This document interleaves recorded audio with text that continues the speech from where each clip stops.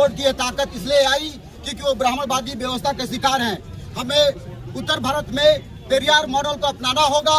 Periyar model ही ऐसा model है जिसके आधार पर ब्राह्मणवादी व्यवस्था डरती है। जब से हमारा 29 तारीख से ये मुद्दा चला है, ये मूवमेंट चला है, तब से मनुवादी मीडिया या ब्राह्मणवादी मीडिया नहीं चला रही है। जो अपने आप को प्रोग्रेसिव कहती थी, चाहे वो रवीश कुमार हो, एक बार भी रवीश कुमार का यूजीसी के बिल पे ठीक से बयान नहीं आया। मैं 90% लोगों से कहना चाहता हूँ कि सड़कों पे आए, उतर जाए, ताकि 19 मार्च को जब ये स्टे ऑर्डर की बात आए, सुनवाई हो, तो हमारे भीड़ देख करके सूर्यकांत को लगे कि बहुजनों के बगैर ये देश चलेगा नहीं। तो क्रांतिकारी जय भीम। जय भीम। मैंने पिछले बार ये कहा था कि सुप्रीम कोर्ट ने इस प्रकार से अपनी हिम्मत की या बिल को स्टे ऑर्डर देने के लिए, तो मैं ये कहना चाहता हूँ कि सुप्रीम कोर्ट की ये ताकत इसलिए आई क्योंकि वो ब्राह्मणवादी व्यवस्था के शिकार हैं। हमें उत्तर भारत में पेरियार मॉडल को अपनाना होगा। पेरियार मॉडल ही ऐसा मॉडल है जिसके आधार पर ब्राह्मणवादी व्यवस्था डरती है। आपके सामने मैंने पहले बार भी कहा था, इस बार भी कह रहा हूँ, जो जगजीवन राम है उनके मॉडल नहीं चलेगा। उस मॉडल से कांग्रेस की सरकार ने भी ब्राह्मणवादी व्यवस्था को अपना करके हमारे हर बिल को वापस लिया है। चाहे मंडल कमीशन का बिल हो, चाहे 1935 का बिल हो, चाहे आरक्षण का बिल हो, हर बिल को जगजीवन राम मॉडल के आधार पर लिया गया है। हमें निश्चित तौर पे पेरियार का मॉडल अपनाना होगा, क्योंकि आप देखिए कि सूर्यकांत के पास केवल इतनी हिम्मत थी कि बड़े अच्छे वकीलों के बावजूद भी उन्होंने वो वापस लिया, केवल 3 दिन के अंदर वापस लिया। तो मैं ये कहना चाहता हूँ कि केवल वही नहीं, जब से हमारा 29 तारीख से ये मुद्दा चला है, ये मूवमेंट चला है, तब से मनुवादी मीडिया या ब्राह्मणवादी मीडिया नहीं चला रही है। जो अपने आप को प्रोग्रेसिव कहती थी, चाहे वो रवीश कुमार हो, एक बार भी रवीश कुमार का यूजीसी के बिल पे ठीक से बयान नहीं आया है। अभिसार शर्मा, वो भी ब्राह्मण समाज से ताल्लुक रखते हैं, उनका भी ये बिल नहीं, इस पे बहस नहीं है। मैं ये कहना चाहता हूँ कि इलाहाबाद के भी मीडिया ब्राह्मणवादी मीडिया है।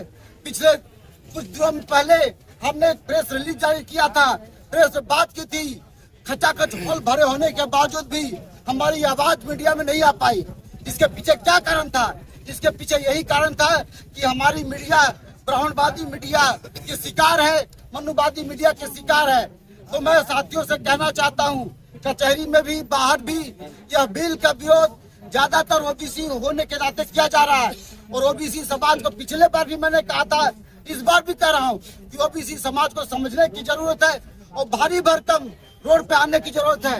यदि सूर्यकांत ने भीड़ का आधार बनाकर, क्योंकि 3 दिन के अंदर ही बिल को स्टे ऑर्डर दिया गया था, मैं 90% लोगों से कहना चाहता हूं कि सड़कों पे आए, उतर जाए, ताकि 19 मार्च को जब ये स्टे ऑर्डर की बात आए, सुनवाई हो, तो हमारे भीड़ देख करके सूर्यकांत को लगे कि बहुजनों के बगैर ये देश चलेगा नहीं। ये उनको समझ में आना चाहिए।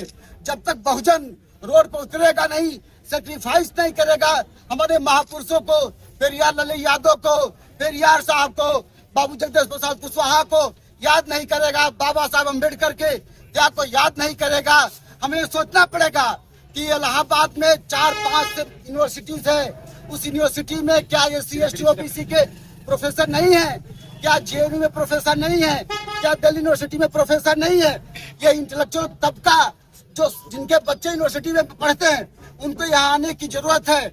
लेकिन दुखद बात है कि सबसे ज्यादा डरपोक क्लास प्रोफेसर क्लास है जो सड़कों पे नहीं आ रहा है। हमारे साथी अधिवक्ता साथी तो उतर रहे हैं, इलाहाबाद उतर रहे हैं, लेकिन प्रोफेसर क्लास अभी तक सड़कों पर नहीं उतरा है।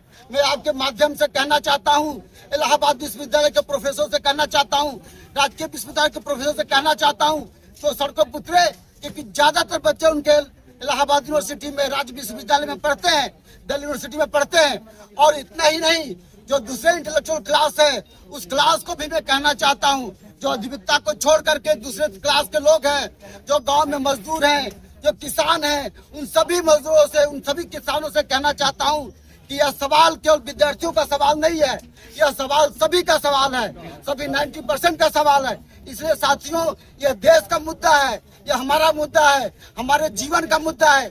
इसी मुद्दे के लिए सबको आना चाहिए और इसी के साथ मैं अपनी बात समाप्त करता हूँ। जय भीम, जय भारत।